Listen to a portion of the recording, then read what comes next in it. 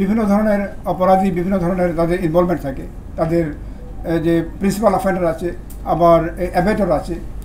তো অনেকেই যে এই সকল অপরাধে যারা ইতিমধ্যে আছে তারা হয়তো এই অপরাধকে সংগঠনে সহযোগিতা করেছেন বিভিন্নভাবে, এবং আপনারা জানেন এগুলো। অনেকে আপনার অর্থ দিয়ে সাহায্য করেছেন, অনেকে পরামর্শ দিয়েছেন, অনেকে আপনার যে মিডিয়াতে উস্কানিমূলক বক্তব্য দিয়েছেন। তো এগুলো তো অপরাধ, আপনার অবশ্যই অপরাধ। এবং আমরা আইন অনুযায়ী যে কাজগুলো করবো, এভিডেন্স কালেকশন করবো। এভিডেন্স কালেকশন এবং যে কোনো মামলা তদন্তে এভিডেন্স কালেকশন অত্যন্ত গুরুত্বপূর্ণ, এবং যে কোনো অ্যারেস্ট আপনার হবে এই কালেক্টেড এভিডেন্সের উপরে। বিগত সময়ের উচ্চাভিলাষী ও অপেশাদার কিছু পুলিশ কর্মকর্তা সমগ্র পুলিশ বাহিনীকে জনগণের মুখোমুখি দাঁড় করিয়ে দেয়। এর ফলে ছাত্র জনতার আন্দোলন, গণ অভ্যুত্থান এবং বিগত সরকারের পতনকে ঘিরে সংঘর্ষ ও সহিংসতায় পুলিশের মনোবল ভেঙে গিয়েছিল। ডিএমপি সহ সারা দেশে অনেক পুলিশ সদস্য আহত এবং নিহত হয়েছেন। প্রাণ ভয়ে আত্মগোপনে ছিলেন মাঠ পর্যায়ের পুলিশ সদস্যগণ। অনেক স্থানে আমাদের অবকাঠামো ধ্বংস হয়েছে। ট্রাফিকের প্রায় সকল অফিস ও বক্স ভাঙচুর হয়েছে। ঢাকা মেট্রোপলিটন পুলিশের 50টি থানার মধ্যে 22টি থানা সম্পূর্ণভাবে ক্ষতিগ্রস্ত হয়েছে।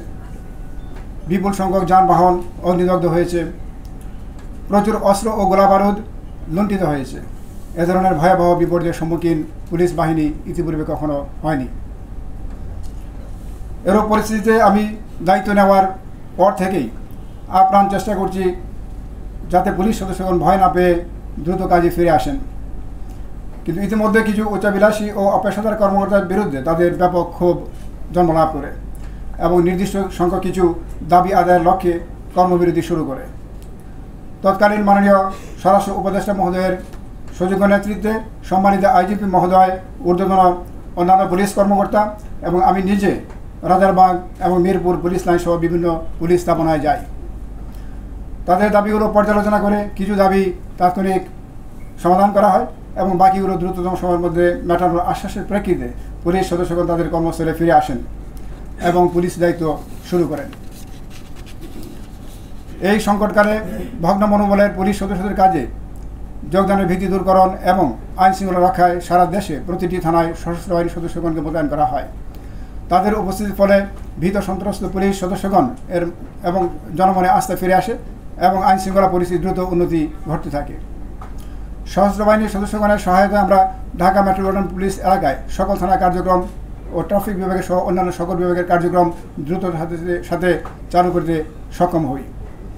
এজন্য সশস্ত্র বাহিনীর সকল স্তরের সদস্য ও মাননীয় সেনা, নৌ ও বিমান বাহিনী প্রধানকে আন্তরিক ধন্যবাদ ও কৃতজ্ঞতা জানাই। আমাদের এই সংকটকালে বিজিবি ও আনসার সদস্যগণ তাদের সার্বিক সহযোগিতা আমাদেরকে দিয়েছেন।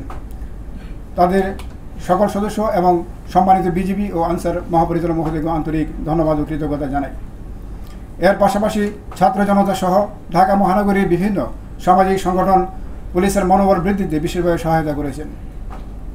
তাদেরকে আমি আন্তরিক কৃতজ্ঞতা ও ধন্যবাদ জানাই।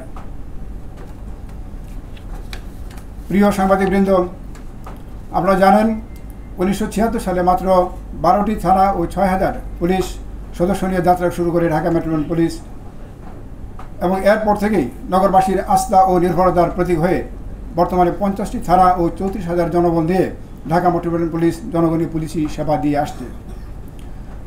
এই দীর্ঘ পথ পরিক্রমায় ঢাকা মেট্রোপলিটন পুলিশ একদিকে যেমন বিভিন্ন ধরনের চ্যালেঞ্জ মোকাবেলা করেছে, অন্যদিকে পুলিশি সেবা প্রদানের মধ্য দিয়ে জনগণের কাছে যাওয়ার চেষ্টা করেছে। দক্ষতা ও সর্বোচ্চ পেশাদারিত্ব দিয়ে ঢাকা মেট্রোপলিটন পুলিশের চৌকস সদস্যগণ বিভিন্ন ধরনের অপরাধ নিয়ন্ত্রণ এবং সংগঠিত অপরাধের দ্রুত রহস্য উদ্ঘাটন করে ইতিমধ্যে জনগণের আস্থা অর্জন করেছে।